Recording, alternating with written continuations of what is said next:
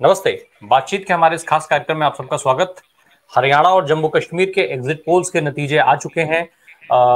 पूरी जो तस्वीर है वो काफी कुछ स्पष्ट होती हुई दिख रही है और सबसे बड़ी बात ये खास करके हरियाणा को लेकर के कि जो बात लगातार आपके पास पहुंच रही थी, ऑलमोस्ट रिजल्ट वैसा होता हुआ दिख रहा है। मैं इसलिए ये बात कह रहा हूं कि आप देख पा रहे हैं हेमंत अत्री सर हमारे साथ मौजूद हैं, जिनसे मैं इस चुनाव के दौरान भी हमारी लगातार बात हो रही थी। अपने व्यस्तम समय में से सर हमें समय दे रहे थे। आज फिर मैं वो बात करने जा रहा हूं हेमंत सर से कि क्या कुछ स्थितियां हैं, क्या तैयारियां चल रही हैं हरियाणा के अंदर, और साथ ही साथ जो नायब सिंह सैनी की तरफ से एक वीडियो जो वायरल हो रही है, खबर आ रही है लगातार, उसको लेकर के बहुत सारी चर्चाएं हो रही हैं।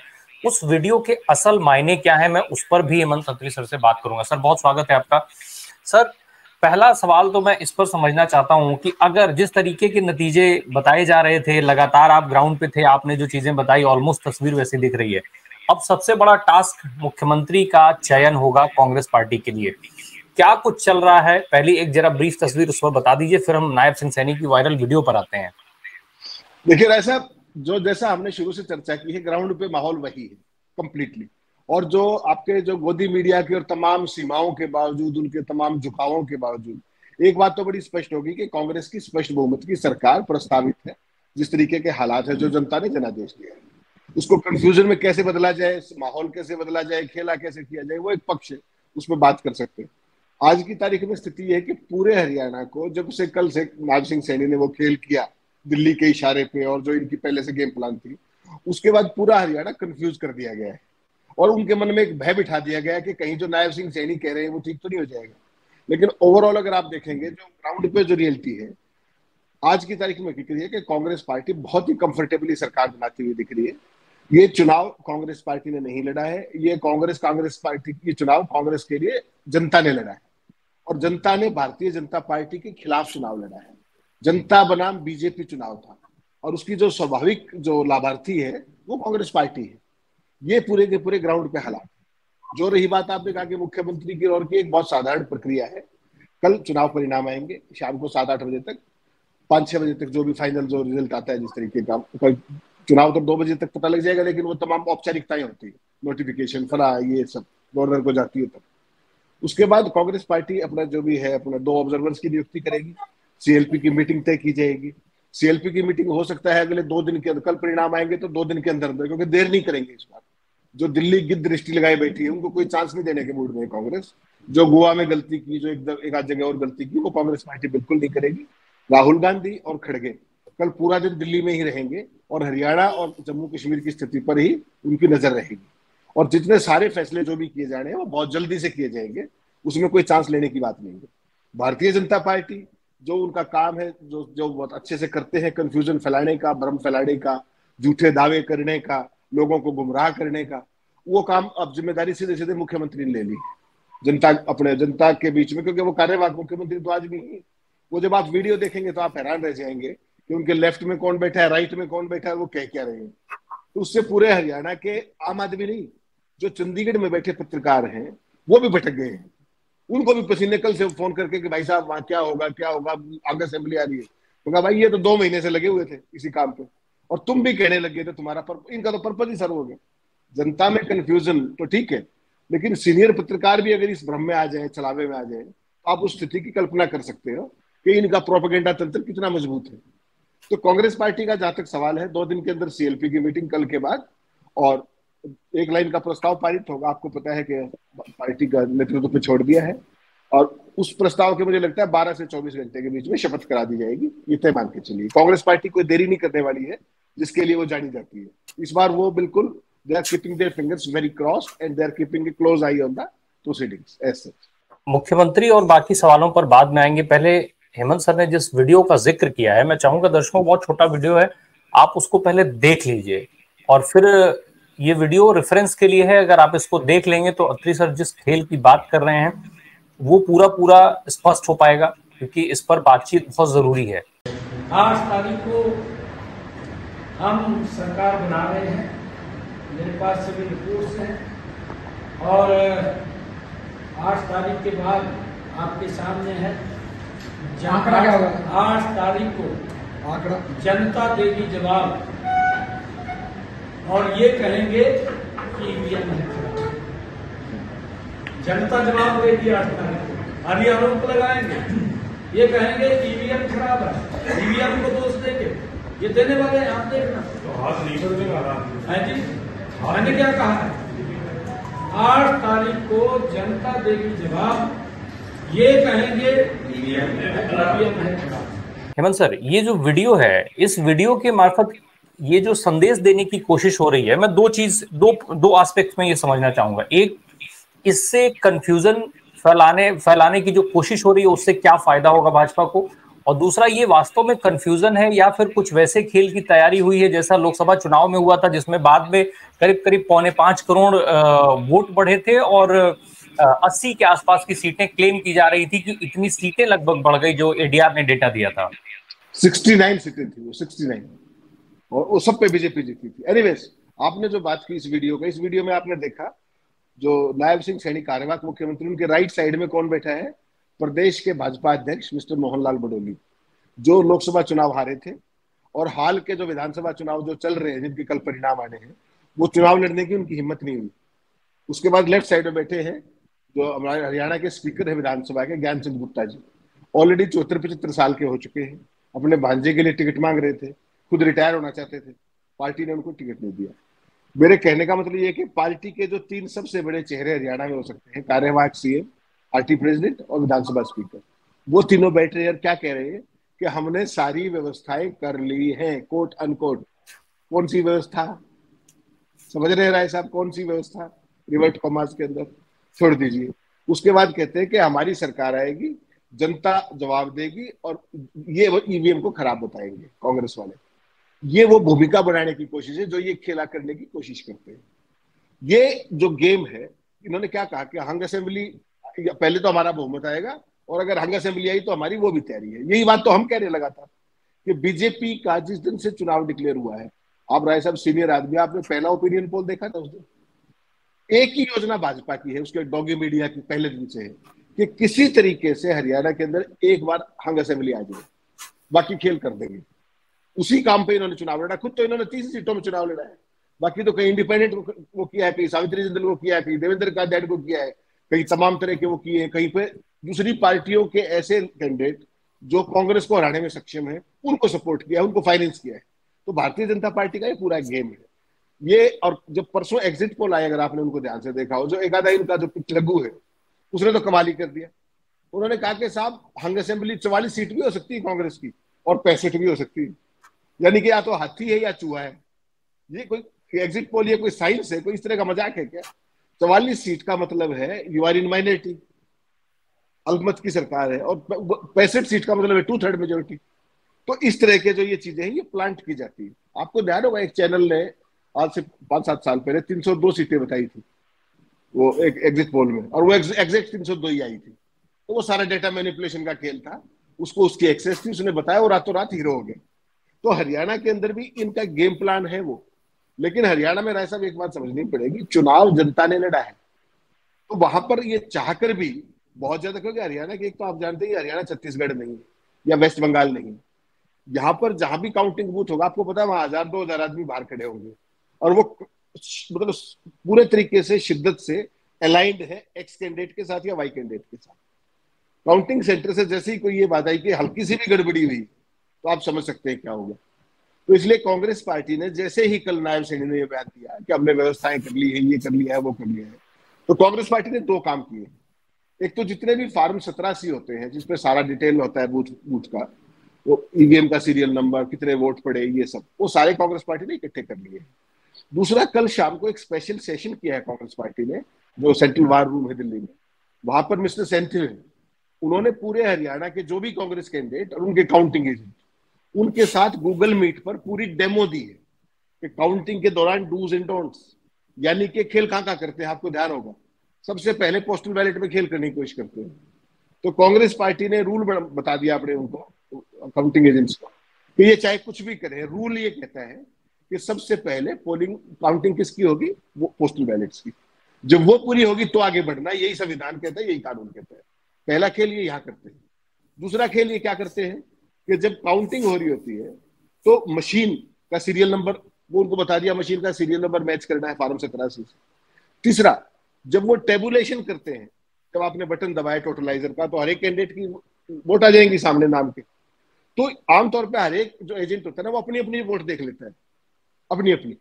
राय साहब की 680 वोट आई, वो तो देख ली मैंने, मैं आपका एजेंट हूँ। लेकिन जो नीचे वाले हैं जो निर्दलीय, उनमें से किसी, उनको कोई एजेंट का होता नहीं, निर्दलीय होते हैं। तो उन्होंने क्या किया है इस बार, ये कहा कि जितने भी कैंडिडेट हैं सबकी वोट ध्यान से देखो और वो टेबुलेशन में भी ध्यान रखो, क्योंकि ये करते क्या है, निर्दलीय की 20 की 0 लिख दी और बीजेपी की 20 वहां बढ़ा दी, तो टोटल वोट तो सेम ही रही।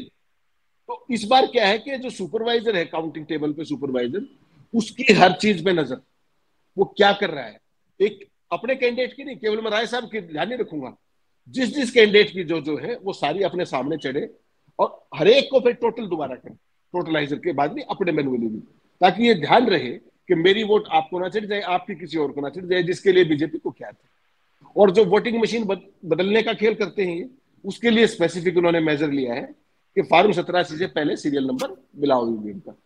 तो भारतीय जनता पार्टी साजिश तो है उनकी पूरी, खेल तो है। कब से लगे हुए हैं? ओपिनियन पोल से। ओपिनियन पोल कब आया था? जिस दिन चुनाव डिक्लेयर हुआ था। फिर क्या किया? एग्जिट पोल में खेल। चुनाव की गणना शुरू होने से पहले मतदान की, मुख्यमंत्री का ये कहना आपको जायज लगता है कि हमने सारी व्यवस्थाएं कर ली, ईवीएम को दोष देंगे? ये वो भूमिका बना रहे हैं, वो लोगों को एक चीज के लिए कन्विंस करने की कोशिश कर रहे हैं कि हरियाणा में अंग असेंबली आ सकती है और बाकी खेल हम कर लेंगे। इनका गेम है ये। लेकिन ये दो चीजें भूल रहे हैं, एक तो हरियाणा के अंदर जो कर्मचारी हैं उनको क्या कहा था नायब सिंह सैनी ने, याद है ना आपको, कि 8 अक्टूबर को इनकी चूड़ी टाइट कर दूंगा मैं। तो कल जब 8 अक्टूबर को गिनती होगी, गिनती तो उन्हीं कर्मचारियों ने करनी है। तो आपको क्या लगता है जिनकी चूड़ी टाइट करने की बात कर रहे हैं वो इनकी चूड़ी ढीली करेंगे? वो पहले ही साफ करेंगे इनका, कोई परिंदा भी पर नहीं मारने देंगे वो, क्योंकि कर्मचारियों को पार्टी में डाली आपने, जो वो नहीं होते बेचारे कर्मचारी, क्या करेगा। लेकिन उन्होंने उनको धमकी दी। एक तरफ हुड्डा साहब क्या कह रहे थे कि मैं अपराधियों की चूड़ी टाइट करूंगा, अपराधियों को भगा दूंगा, और ये महोदय क्या कह रहे थे नायब सिंह सैनी कि मैं कर्मचारियों की चूड़ी टाइट कर दूंगा। दूसरा, राय साहब ये समझनी पड़ेगी, जब आप चुनाव में खेल करते हो ना, तो सबसे बड़ी भूमिका होती है अधिकारियों की। जो रिटर्निंग अफसर बैठा हुआ है टेबल के ऊपर, जो सुपरवाइजर बैठा हुआ है, उनको ये पता है कि ये मौसम बदलाव का है हरियाणा के अंदर। अगर तुमने हल्का सा भी कुछ काम किया तो नौकरी नहीं, तुम अंदर भी हो सकते हो, और बाहर निकलोगे गड़बड़ हुई, बाहर पता लग गया तो वहां क्या हाल होगा उसका भी अंदाजा हो सकता है। तो भारतीय जनता पार्टी ने एक खास तरह की नकारात्मकता फैलाने का, एक खास तरह का जो इनका एजेंडा प्रोपेगेंडा, उसको पेडल करने की कोशिश की है। लेकिन हरियाणा की जनता बहुत समझदार है, उसको पता है उसने वोट किसको दिया है, उसको पता है ग्राउंड पे माहौल क्या था, ग्राउंड पे मुद्दे क्या थे, वोटिंग किस बात पर हुई है। तो वो कोई चांस नहीं लेंगे। ऐसे ही काउंटिंग एजेंट ट्रेड कर दिए, ऐसे ही सुपरवाइजरों पर नजर रखी जाएगी, टेबुलेशन पर नजर रखी जाएगी, ईवीएम पर नजर रखी जाएगी। कहां गड़बड़ करोगे बताओ? ऐसे ही पोस्टल बैलेट पहले गिनवाए जाएंगे। दीपेंद्र हुड्डा को याद होगा ना आपने 2019 में कैसे हराया था। पोस्टल बैलेट रात को 12 बजे काउंट कर रहे थे ये लोग, पहले दूसरे, और वहां पे खेल कर दिया, पोस्टल बैलेट से हरा दिया। तो जब ये दीपेंद्र के साथ ये काम कर सकते हैं तो आपको क्या लगता है बाकी उनकी तो उम्मीदवारों की हैसियत क्या होगी, जिनके फादर 2 बार के चीफ मिनिस्टर है, जो खुद 3 बार के एमपी थे उस टाइम। तो ये कुछ भी करने में सक्षम है। लेकिन इस बार का जो माहौल, परिस्थितियां, कर्मचारियों का इंक्लेशन, अधिकारियों का, मुझे लगता नहीं कि जो नायब सिंह सैनी ने जो चाल चली है ये कामयाब हो पाएगी। ये मुंह की खाएंगे, ये औंधे मुंह गिरेंगे। जी। लेकिन सर एक चीज जो नायब सिंह सैनी ने तैयारी की है, आपने जो अभी बात कही कि ओपिनियन पोल, इसका मतलब ये पहले से ही ये मान चुके थे कि हम हारे हुए हैं? क्या इन गड़बड़ियों का सहारा ले रहे थे, इसीलिए प्रधानमंत्री की थोड़ी दूरी दिखी इन चुनावों से? निश्चित तौर पर प्रधानमंत्री ने तो चुनाव छोड़ ही दिया ना भाई साहब। आप देखिए चुनाव का पीक कब होता है? जब आपका प्रचार खत्म होता है उसके 48 और 72 घंटे पहले चुनाव का पीक किया जाता है। प्रोफेशनल इलेक्शन कैंपेनिंग के दौरान आखिरी के 3 दिन में उसको आप पावर पुश बोलते हो कि आज राय साहब भी आएंगे, भाई साहब भी आएंगे, सब प्रचार करेंगे। इन्होंने 3 दिन पहले क्यों छोड़ा? क्योंकि प्रधानमंत्री ने देख लिया कि दाल नहीं गल रही है। आपने कुरुक्षेत्र की रैली देखी, 3000 कुर्सियां थी। आपने पानी गुआना की कुर्सी देखी, 10,000 कुर्सियां थी। आपने हिसार की देखी, 13,500 कुर्सियां थी। आपने पलवल की देखी, 20,000 कुर्सियां थी। ये मोदी की रैलियां हैं। इसलिए उन्होंने हरियाणा में, अगर आपको ध्यान हो, 2014 में मोदी जी कितनी रैली हुई थी पता है आपको? 10। 2019 में कितनी हुई थी? 7। और इस बार कितनी हुई? 4। और वो भी 4 दिन पहले करके बॉम्बे चले गए, महाराष्ट्र चले गए। आप समझ लीजिए। तो उनके पास पहले से फीडबैक है कि हरियाणा में क्या होने जा रहा है। और इसीलिए आपने एक चीज और ऑब्जर्व करी होगी, जो भी डॉगी चैनल्स हैं जितने भी, जब भी हरियाणा का जिक्र आ रहा है, चुनाव का जिक्र, क्योंकि मैं तो सारे चैनलों पे हूं लगातार, तो जहां भी आप हरियाणा इलेक्शन का जिक्र करते हो उसके पीछे जेपी नड्डा की और नायब सिंह सैनी की पिक्चर आ जाती है, मोदी अमित शाह की नहीं आ रही। अगर जीत, वो एक बहुत बड़ा पैरामीटर है इनके मानसिक स्थिति को देखने का।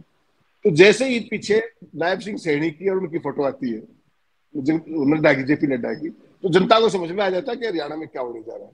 वरना तो आपको पता ही है मोदी और शाह के कैसे जलवेदार फोटो दिखाते हैं पीछे, और सामने राहुल गांधी को दिखाते हैं। अब राहुल को भी नहीं दिखा रहे, ये बड़ा इंटरेस्टिंग। नड्डा के सामने भी राहुल गांधी को नहीं दिखा रहे, वहां पर कौन है? नायब सिंह सैनी और अपना जेपी नड्डा। यहाँ कौन है? हुड्डा साहब और मल्लिकार्जुन खड़गे।